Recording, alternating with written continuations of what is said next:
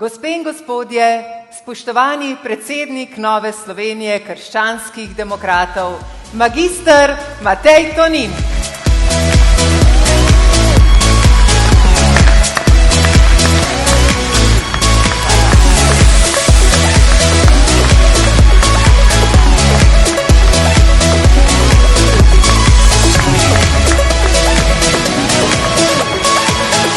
Drage članice, dragi člani, spoštovani domači župan, gospod Janko Prebil, spoštovani prvi predsednik osamosvojitvene vlade Lojze Peterle, drage kolegici, poslanke, poslanci, državni svetnik, županje, župani, občinske svetnice, občinski svetniki, dragi prijatelji in vsi tisti, ki nas spremljate preko sodobnih kanalov. Zbrali smo se v času martinovanja, zato da si nalijemo čistega vina in da stvari povemo takšne, kot so, brez politične korektnosti in brez nepotrebnega olajševanja. Tistih, ki nam sadijo rožice, je že tako ali tako dovolj. Letošnjo jesen žal v Sloveniji spremljamo politični kaos. In vsi ti politični zapleti bi bili lahko celo smešni, če ne bi bili tragični, tragikomični zaradi vseh nas, ki živimo v tej prelepi Sloveniji. Realnost je kruta. Do zdravnika danes pridemo kasneje in teže, kot smo pred 3 leti. Mladi so vsak dan dlje od svojega lastnega stanovanja, ker nadpovprečna inflacija topi njihove prihranke. Ne boste verjeli, da podjetja zaradi davčnega primeža selijo svoje sedeže na Balkan. Si predstavljate, na Balkan, na Hrvaško in v Srbijo, ker se je še pred leti zdelo nemogoče, je danes žal realnost. Cel svet se ukvarja z umetno inteligenco, pa z digitalizacijo. Veste kaj? Mi v Sloveniji se pa ukvarjamo z obveznim štempljanjem. In očitno je to največji dosežek ministra za delo, štempljanje za vse, razen za peščico.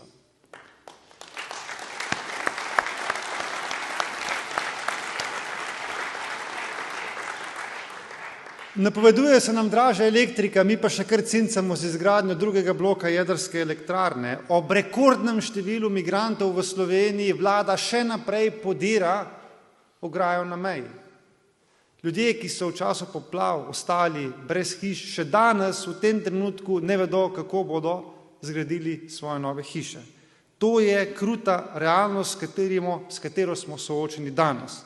In vlada je v vsem tem času nanizala osupljive dosežke. Slovenija je danes manj privlačna, bolj nevarna in bolj zbirokratizirana, kot je bila. Predvsem pa delovnim ljudem jemlje veselje do dela in najbolj inovativne in sposobne potiska čez naše meje. Pa da ne bo pomote, da je v Sloveniji vse slabo, ni res. Na lestvici Greatest Sporting Nation per capita je bila Slovenija 2021 prva. Po oceni Lonely Planeta je bila Slovenija med top 5 destinacijami leta 2022. Premoremo številne vrhunske znanstvenike, zdravnike, pisatelje, tudi kuharje, inovatorje.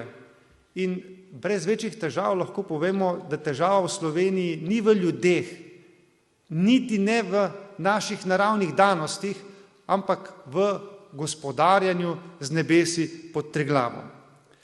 Drage članice in člani,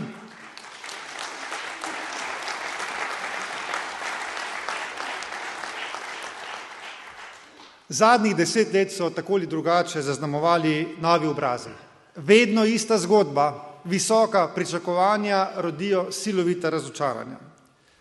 Dobro vodenje podjetja ni referenca za dobro vodenje vlade. Politika je mnogo bolj kompleksna stvar, predvsem pa je v politiki bolj pomembno slišati, kot pa glasno govoriti. Če se poslanci iste stranke prvič srečajo na konstitutivni seji Državnega zbora ali pa če se ministrska ekipa prvič vidi na prvi seji vlade, je jasno, da taka ekipa ne more funkcionirati.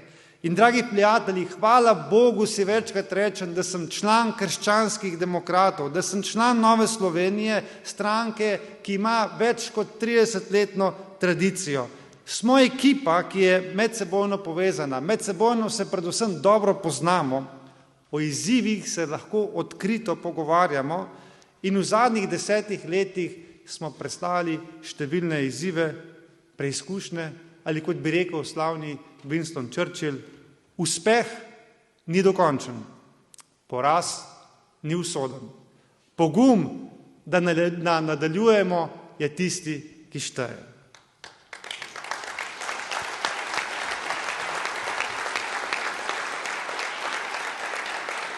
Krščanski demokrati smo delovni, odgovorni in srčni. Delovni, odgovorni in srčni. Delovni, se še spominjate ministerske ekipe Nove Slovenije. Mi smo ljudje akcije. Ko nam rečejo, da se nekaj ne da, mi naredimo. Ko drugi študirajo in analizirajo, mi gradimo. Ko se drugi slikajo, mi delamo. Vprašajte župane ali pa gospodarstvo, kaj si mislijo o našem delu. Vsi vam bodo rekli eno. Pod Novo Slovenijo se dela.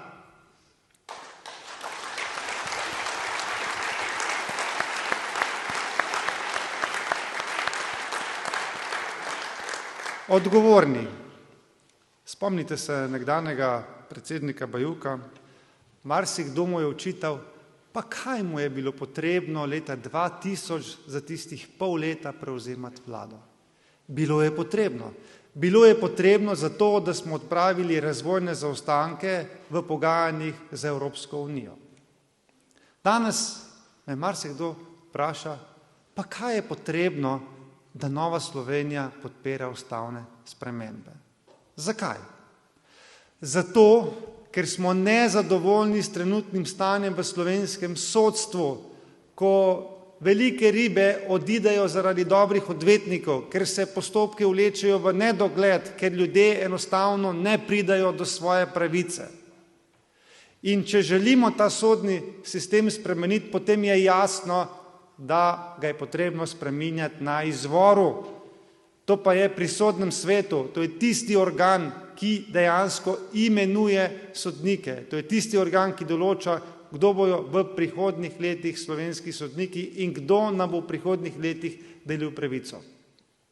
Vladna koalicija je prišla s predlogom, da bi potrjevanje sodnikov prenesli iz Državnega zbora na predsednika republike. Za nas to ni bila nepomembna, nebistvena rešitev. In zato je Nova Slovenija prišla z amandmaji, ki bi jih lahko poimenoval 3x2/3. S tem pa smo bistveno kvalitativno predlog obrnili na glavo. 3x2/3 pomeni, da najprej v Državnem zboru potrebujemo 2/3 za to, da člane sodnega sveta izvolimo. Ko so člani sodnega sveta izvoljeni, potrebujejo 2/3, da odločijo o tem, koga bodo predlagali za sodnika. In tretjič smo 2/3 predlagali pri sprejemu zakona o sodnem svetu, ki bo določil, kakšna je transparentnost tega delovanja in kako bo zagotovljena profesionalizacija sodnega sveta. In ko bo to sprejeto, slovenske sodnike nikoli več ne bo mogla imenovati zgolj ena politična stran, ne leva, ne desna, ampak bo potrebno širše politično soglasje. Zato sem prepričan, da sprejemom teh ustavnih sprememb z amandmaji Nove Slovenije bo slovensko sodstvo jutri boljše. In vsaka stranka, ki želi dobro svojemu narodu, ne more politično kalkulirati, ampak mora vedno narediti tisto, kar je prav. In ker je dobro za Slovenijo, je dobro tudi za Novo Slovenijo.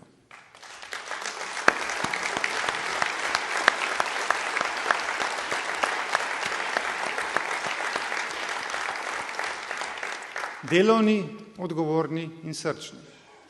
Srčni, leto 2008 je bilo za Novo Slovenijo tragično. Trdo smo delali, imeli dobre dosežke v vladi, vendar smo bili na volitvah kaznovani. Vsi so nam napovedovali, da z Novo Slovenijo je konec, ker se doslej v zgodovini še ni nikoli vrnila nobena stranka nazaj v parlament. Mi smo se, pa ne zaradi predsednice, niti ne zaradi nas funkcionarjev, ampak zaradi vas, dragi člani in članice, zaradi vaše srčnosti, zaradi vas, ker niste nikoli obupali nad Novo Slovenijo, zaradi vas, ker ste ure vašega časa namenili Novi Sloveniji, pa ne zaradi položajev, ne zaradi denarja, ker nismo imeli kaj ponuditi, ampak zaradi vrednot, v katere Nova Slovenija verjame.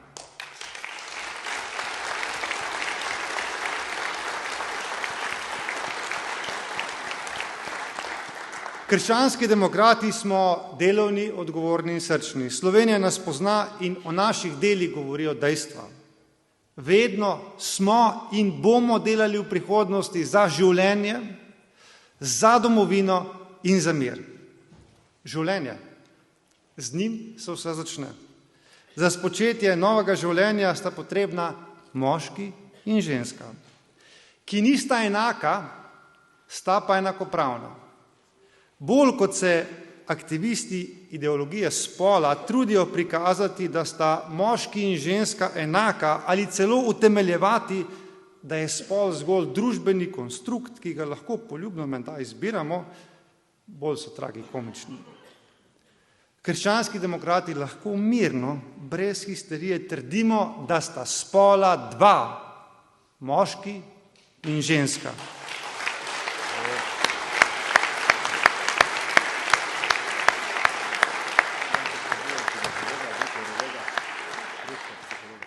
Domovina.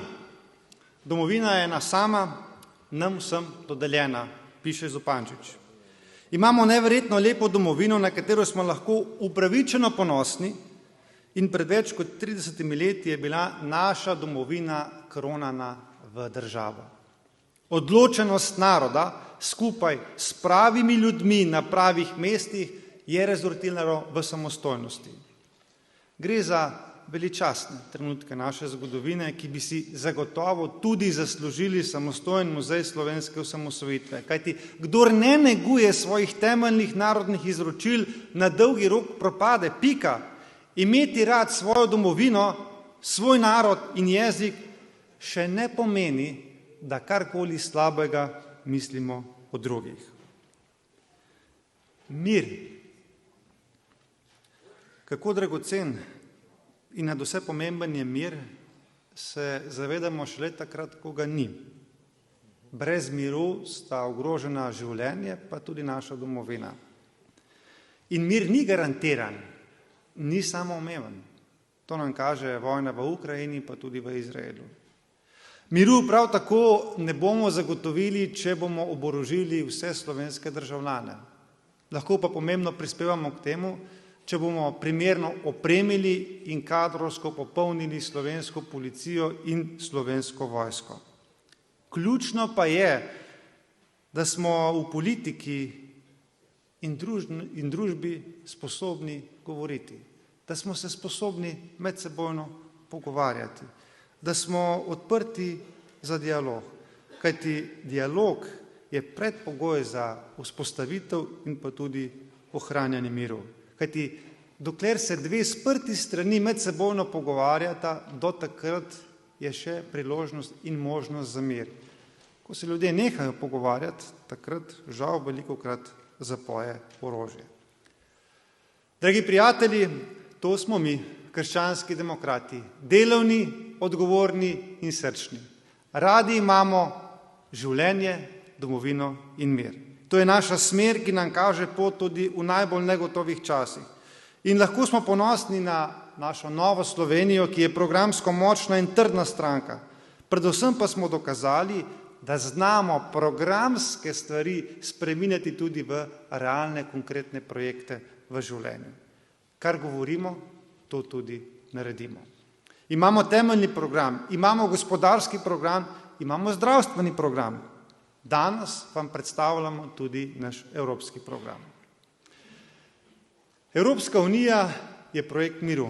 Gre za zvezo držav, kjer nas povezujejo skupne vrednote temelječe na judovsko-krščanskem izročilu.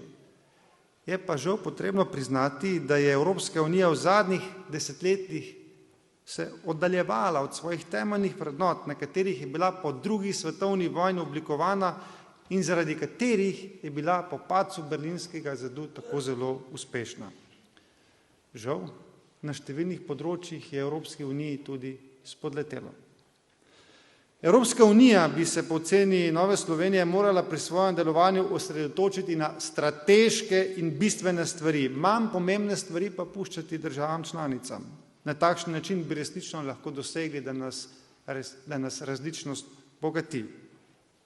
Naša evropska birokracija se je v zadnjih letih, ne boste verjeli, spuščala v regulacijo podrobnosti, za katere ni prav nobene potrebe.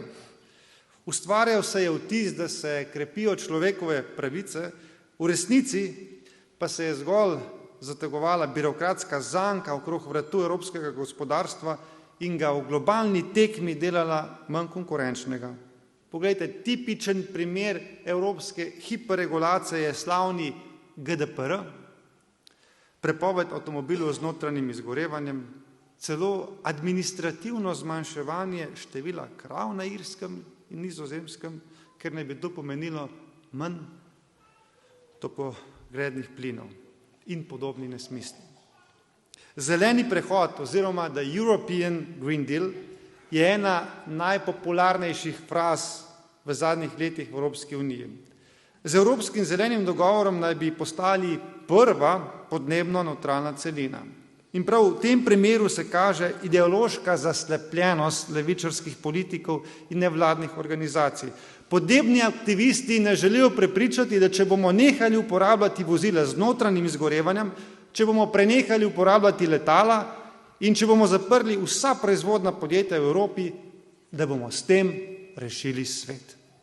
Ampak že bežen pogled realnih številk in dejstev pa pokaže, kako norim idejam nas lahko sili neka ideologija. Evropa na svetovni ravni ustvari manj kot 10% izpustov CO2.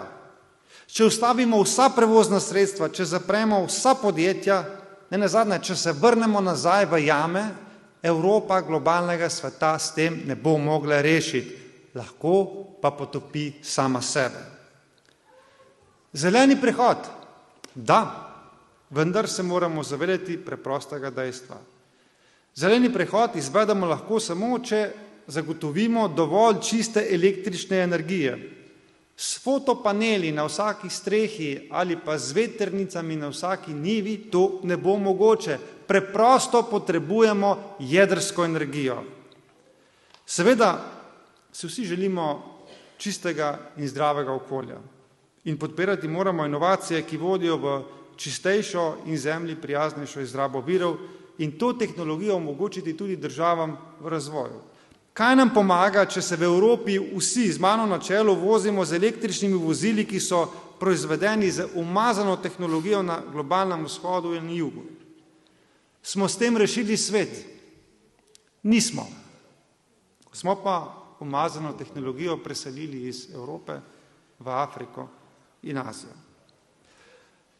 Prav zato mora biti zeleni prehod pameten. Evropska unija pa se je žal zelenega prehoda, vsaj levičarski del Evropske unije se je zelenega prehoda lotil popolnoma aktivistično. Imamo cele gore prepovedi, birokratskih predpisov ter množico visoko letečih ciljev. Elektrarne, jedrske, na primer v Nemčiji, zapiramo brez, da bi imeli kakršnokoli alternativo. V čem je smisel, da jedrske elektrarne zapiramo in električno energijo proizvajamo na termoelektrarne? S tem nesmiselnim ravnanjem lahko uničimo evropsko industrijo, to bo pomenilo, da bodo ljudje ostali brez služb in da bomo vse bolj revni. To ni zeleni prehod, ampak zelena aktivistična utopija in proti temu se bomo borili.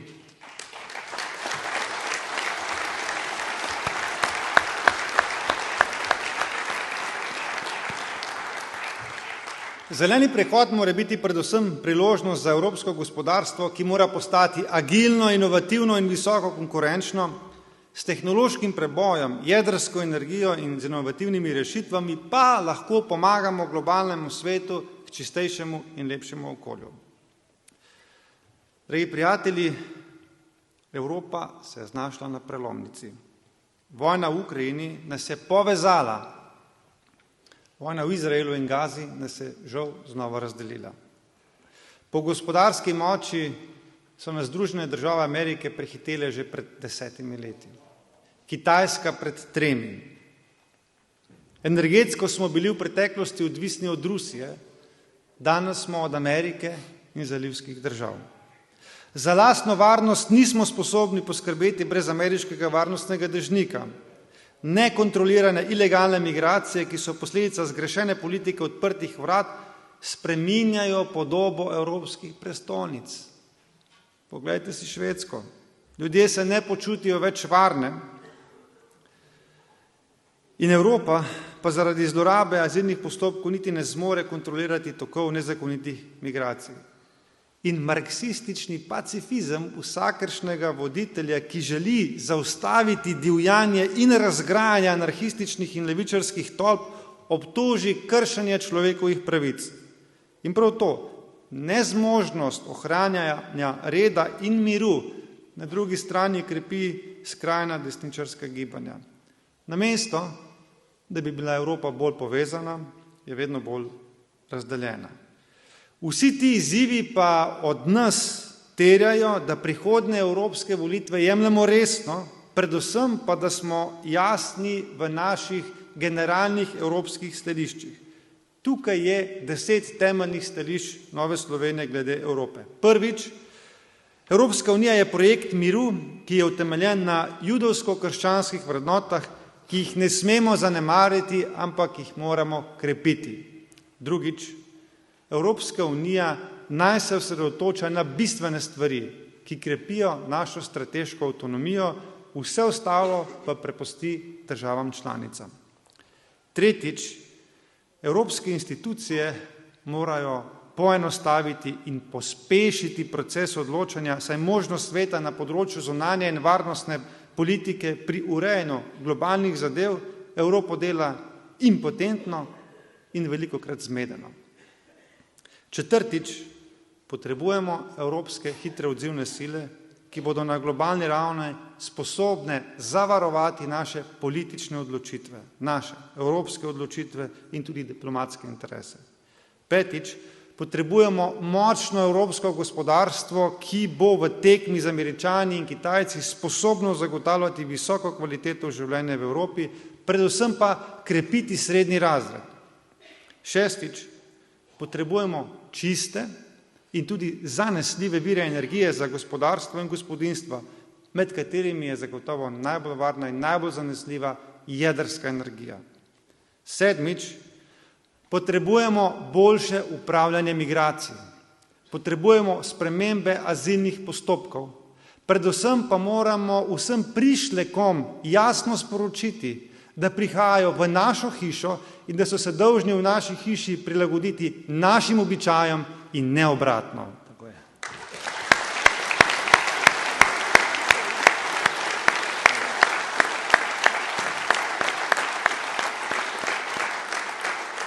Osmič, odprti moramo biti tudi za nove članice z Balkana, za Ukrajino in Moldavijo, saj širitvijo ekonomsko in kulturno vsi pridobimo. Devetič, braniti moramo temeljne pridobitve Evropske unije, kot sta Schengen in evro. In desetič, za vse neuspele domače reforme ne smemo kriviti Evrope. Prav zato je Nova Slovenija že danes predstavila svoj evropski program, saj želimo, da ljudje natančno vedo, kaj lahko pričakujejo od krščanskih demokratov. In krščanski demokrati želimo graditi močno, varno in zeleno Evropo. Evropo blizu našim ljudem. Ja, prav ste slišali. Evropo blizu našim ljudem.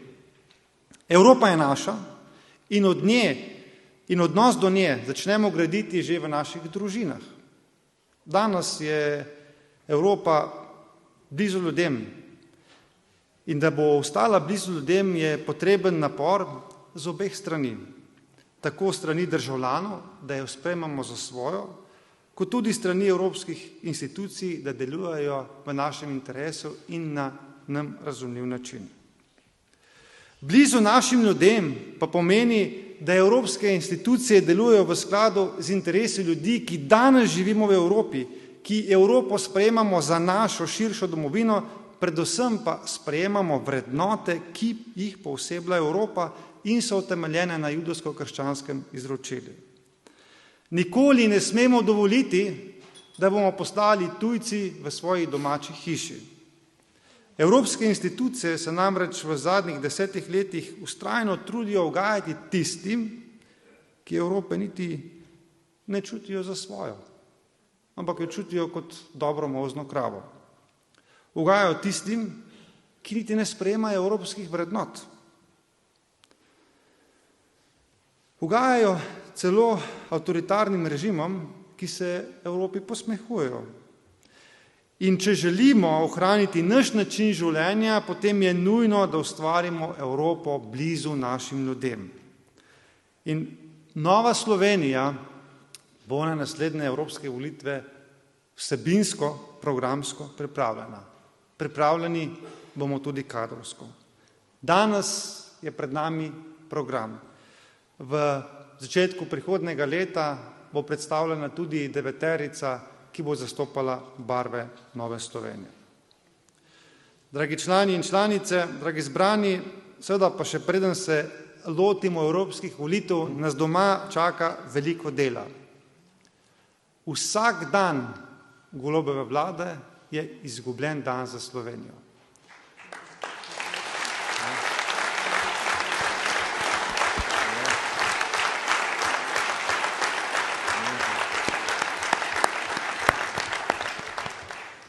Naša dolžnost je, da iščemo politične rešitve za izhod iz sedanje krize.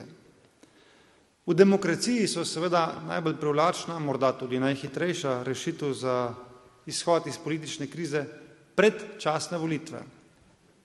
Kljub privlačnosti pa so najmanj verjetne, ker za predčasne volitve potrebujete dvoje. Potrebujete odstop predsednika vlade in potrebujete, da sedanja koalicija ne bo izvolila novega predsednika vlade. To je malo verjetno. V Novi Sloveniji predčasne volitve podpiramo, se pa zavedamo, da so malo verjetne. Druga možnost je, da v okviru sedanje sestave parlamenta nastane drugačna koalicija. Ne bi bilo prvič. V zadnjih 10 letih se je to zgodilo kar 2-krat. In z vsakim dnem Golobove vlade se možnosti za drugačno koalicijo povečujejo. Ključno vprašanje pa je, ali smo sposobni dobiti kandidata za predsednika vlade, ki bo imel podporo na obeh straneh političnega prostora, tako na levi kot tudi na desni. V politiki je vse možno, vse odvisno od drznosti in poguma poslancev ter vodstev političnih strank. In krizne okoliščine včasih rodijo nekonvencionalne rešitve. Nova Slovenija je pripravljena na predčasne volitve. Pripravljeni pa smo se pogovarjati tudi o drugačni koaliciji znotraj sedanje sestave državnega zbora. Ampak, spoštovani prijatelji, občutek imam, da je vsaj za zdaj premalo poguma in inovativnosti, da bi se sedanjo agonijo končalo s predčasnimi volitvami ali pa z drugačno vlado. Kar pomeni, da bomo morali sedanjo vlado, Golobovo vlado, najverjetneje trpeti vse do konca tega mandata. Za Novo Slovenijo to pomeni, da bomo temeljito in brezkompromisno gledali pod prste vladajočim. V Komisiji za nadzor javnih financ ter obveščevalnih in varnostnih služb imamo zelo dobro orodje, ki ga bomo seveda uporabljali. Za Slovenijo pa nadaljevanje Golobove vlade pomeni, da nas bodo vsi problemi žal počakali, bodo le še bolj akutni. Ronald Reagan je odlično opisal ekonomsko politiko levičarskih vlad, ki drži tudi za Golobovo vlado. Rekel je, če se giblje, ga obdavči.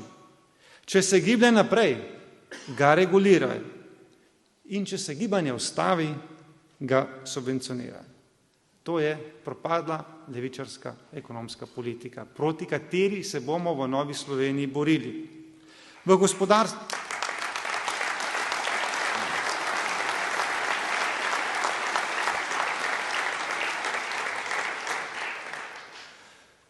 V gospodarstvu se bomo morali v naslednjem mandatu nemudoma lotiti davčne reforme. Nujno bomo morali razbremeniti plače, predvsem pa debirokratizirati naš poslovni prostor, poslovno okolje. Gospodarstvo bomo morali omogočiti, da znova zadiha, predvsem pa poslovnemu okolju vrniti predvidljivost in omogočiti slovenskemu srednjemu razredu, da raste in se razvija.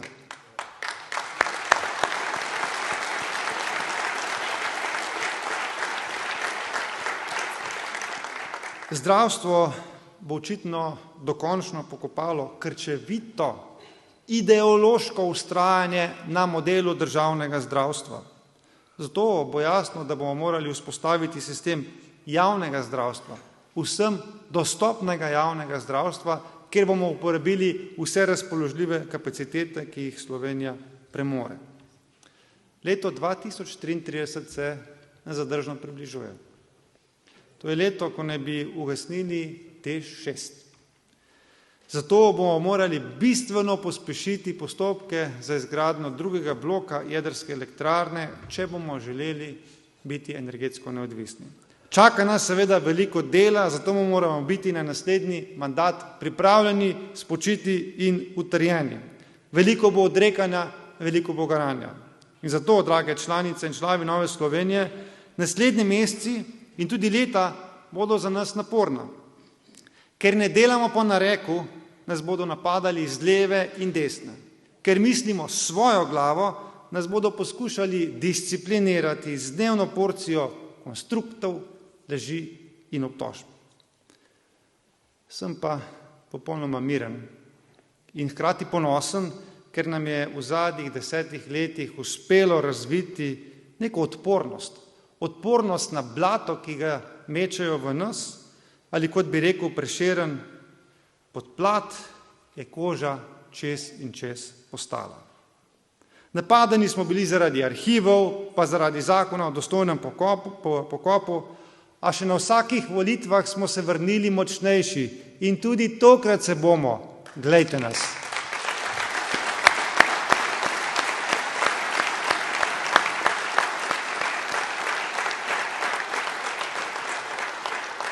Dragi prijatelji, Nova Slovenija ima programske rešitve za prihodnje izzive. Z našo kompetentno ekipo smo dokazali, da znamo program spraviti tudi v prakso. Z odprtostjo za dialog z vsemi političnimi strankami dokazujemo, da nas politikantska in taktična preigravanja ne zanimajo, ampak da v ospredje dajemo interese Slovenije in njenih ljudi. Pogumno vsi skupaj spodbujamo ljudi, da je sedaj čas za aktivacijo, ne za spanje. Čas je za aktivacijo. Slovenija nas potrebuje, odločno se postavimo za našo domovino in naše vrednote. Drage Slovenke in Slovenci, Nova Slovenija je pripravljena. Vi pa veste, da se v najtežjih časih lahko zanesete le na krščanske demokrate. Bog živi Slovenija.